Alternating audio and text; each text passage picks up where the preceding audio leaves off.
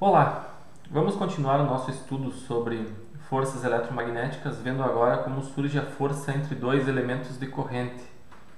Nós já vimos como a força de Lorentz descreve a força exercida sobre uma carga pontual na presença de um campo elétrico e de um campo magnético. Vimos o que acontece quando uma corrente elétrica percorre um condutor e qual a força que surge sobre essa corrente, sobre esse condutor, na presença de um campo magnético externo. E agora nós vamos estender a análise ao que acontece quando temos duas correntes em dois condutores separados no espaço, como é a força que surge entre eles. Então, vamos considerar a seguinte situação. Vou definir aqui um sistema de coordenadas com coordenadas x, y e z. E aqui eu vou definir dois elementos de corrente. Por exemplo, uma corrente I1 dL1, uma corrente infinitesimal I1 dL1 e uma outra corrente infinitesimal. Eu vou colocar aqui por enquanto uma corrente no outro sentido, I2 dL2. Então essas são as nossas correntes infinitesimais. Aqui faltou colocar a notação de vetor. Então esse é o arranjo.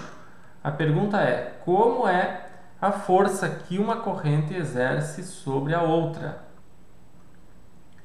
De que forma então nós podemos analisar essa força que uma corrente exerce sobre a outra? Nós sabemos, por exemplo, que esse elemento 1 sofrerá ou não uma força se essa corrente estiver imersa em um campo magnético. Nesse caso, temos o campo magnético produzido pela corrente 2. Então, dado esse campo magnético externo, por exemplo, da corrente I2, como é a força que surge sobre I1? E também podemos fazer a análise contrária. Então, começando com a análise da força ou do campo magnético primeiro, produzido pela corrente 2 nesse ponto do espaço. Como é o campo magnético nessa situação? Se a corrente está apontando para baixo, nesse ponto do espaço, a corrente I2 produz um campo magnético que é, digamos, nessa direção, né, na direção negativa do eixo X. Então, se é um elemento infinitesimal de corrente, isso daqui é um dB2. Podemos calcular dB2 como sendo μ0 vezes dH2. Então é um campo magnético infinitesimal que produz, por sua vez, uma densidade de fluxo magnético infinitesimal nesse ponto do espaço. Nesse outro lado aqui, o sentido é para frente, né? É circular a esse condutor, essa corrente I2. Então, agora nós temos condições de saber, mesmo sem nenhum cálculo, qual é a direção da força infinitesimal que atua sobre a corrente 1. Basta calcularmos IDL1 vetorial dB2. Isso produz um resultado que aponta na direção negativa do eixo Y. Então,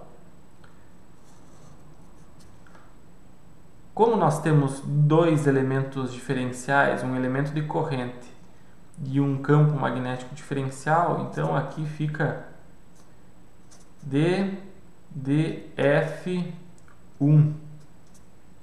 Então a força infinitesimal 1, aqui tem dois diferenciais, por causa desses dois diferenciais aqui. Então é uma força de repulsão, é uma força que aponta no sentido de repelir o condutor 1 na proximidade do condutor 2.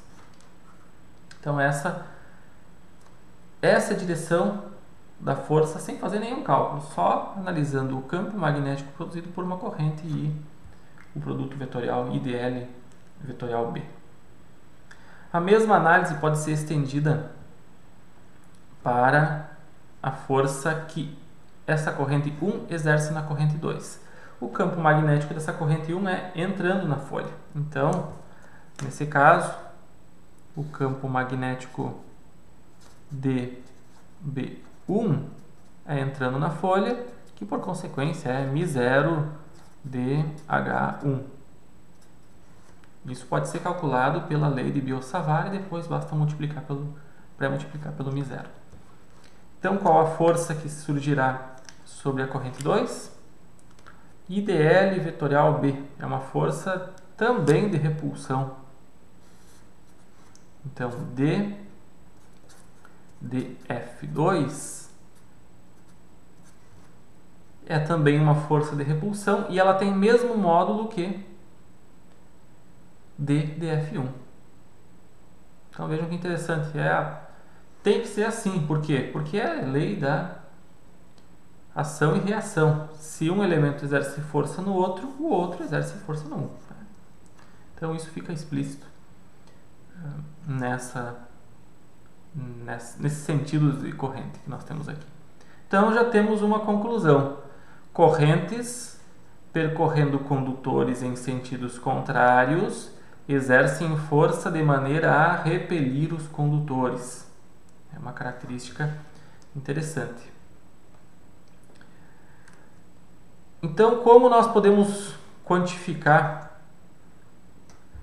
dados condutores de determinadas dimensões no espaço, ou espiras, como nós podemos definir a força F1 total exercida sobre uma corrente 2? E também como podemos definir o F2 em função da corrente 1? Vamos começar então definindo primeiro a força sobre a corrente 1. De que maneira nós podemos fazer isso? Vamos começar então calculando quem é dB2. O campo magnético produzido por I2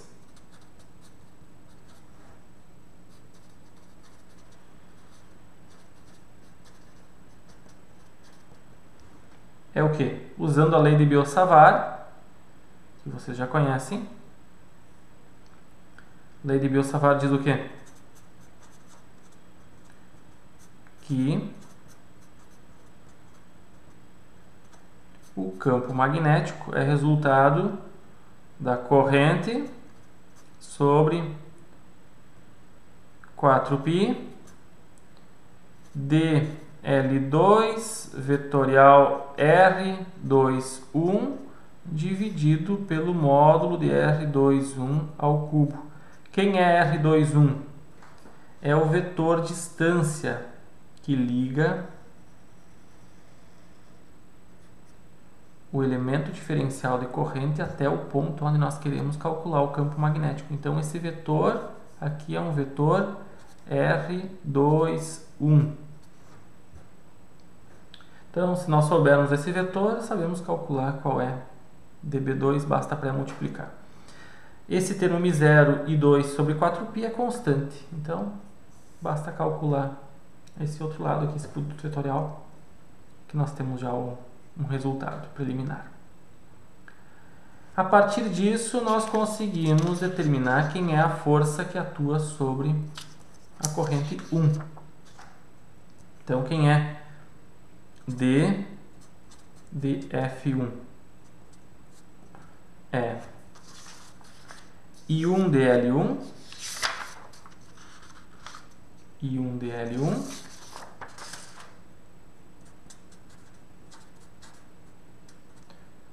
produto vetorial dB2. dB2 que nós acabamos de calcular. Então, agora substituindo,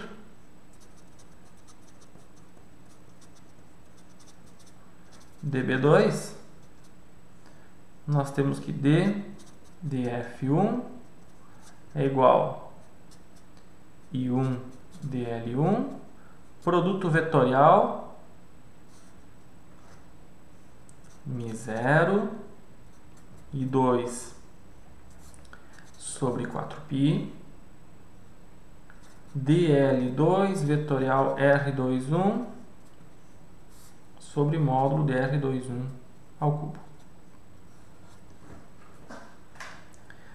Vejam que quando nós temos dois condutores interagindo, os cálculos começam a se tornar um pouco mais complicados.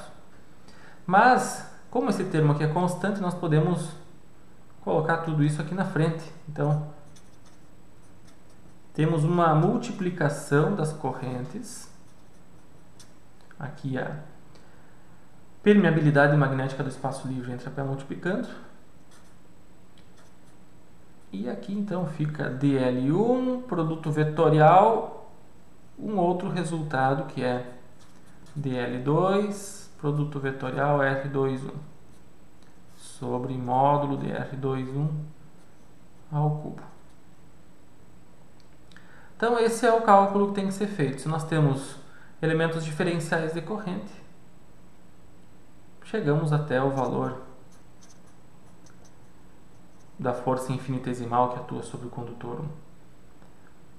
Mas se nós temos condutores de determinados tamanhos, por exemplo, dois condutores retos, um condutor reto e uma espira, enfim, qualquer um desses arranjos, nós precisamos calcular o quê? Uma integral aqui, ou duas integrais, na verdade, para conseguir chegar na força total 1. Então, a força total F1 é o quê? A força F1 é um termo constante, μ0 e 1 vezes I2 sobre 4π. E aqui então temos que calcular uma integral dL1, produto vetorial, o resultado de outra integral.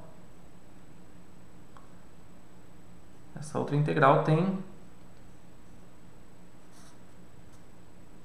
como resultado, ou como valor aqui, dL2, produto vetorial R21 sobre módulo de R21 ao cubo. Então vejam o quanto se torna trabalhoso resolver esse tipo de problema. Temos que definir as interações magnéticas de duas correntes em função dos seus arranjos espaciais. E essa força pode ter qualquer formato. Pode ser, nesse caso, uma força de repulsão, pode ser, enfim, uma força em qualquer direção.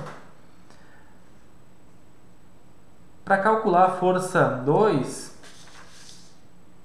não precisamos fazer muito mais esforço, né? Se nós soubermos qual é a força F1, força 1 é igual a menos força 2. Então aqui você tem uma expressão que garante então a lei da ação e reação nesse caso. Essa expressão aqui, mais completa, nós podemos utilizar para resolver problemas de distribuições espaciais de corrente e como surgem as forças. Dá bastante trabalho, dependendo de como essas correntes são distribuídas. Algo que eu quero chamar a atenção de vocês nesse ponto aqui é o seguinte. O exemplo que eu fiz foi hipotético de duas correntes percorrendo sentidos contrários. A pergunta que eu faço agora é a seguinte. Se nós tivermos duas correntes no mesmo sentido, como será a força entre elas?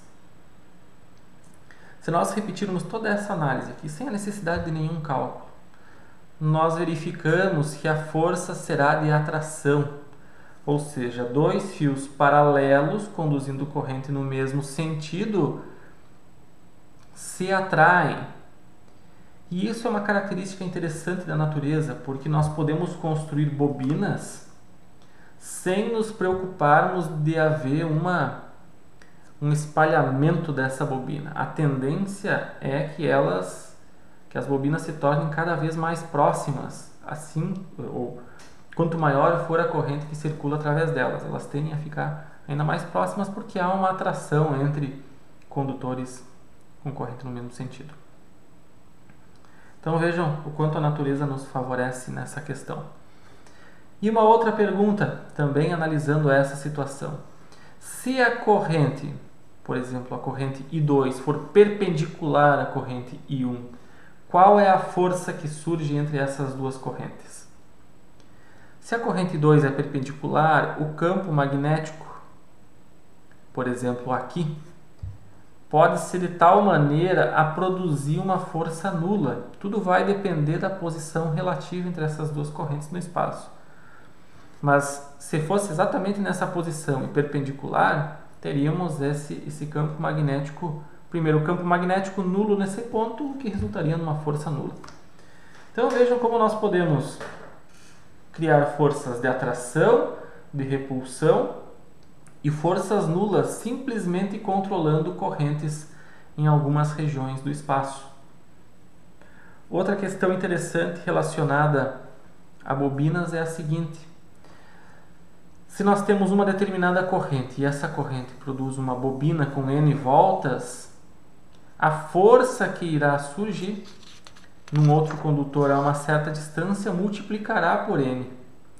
Então, essa é uma das motivações para se ter bobinas. As forças que surgem são proporcionais ao número de voltas, proporcionais à corrente total que circula, que por sua vez produz um campo magnético mais intenso, que por sua vez produz densidade de fluxo maior e força maior sobre os condutores. Então, uma coisa vai levando a outra.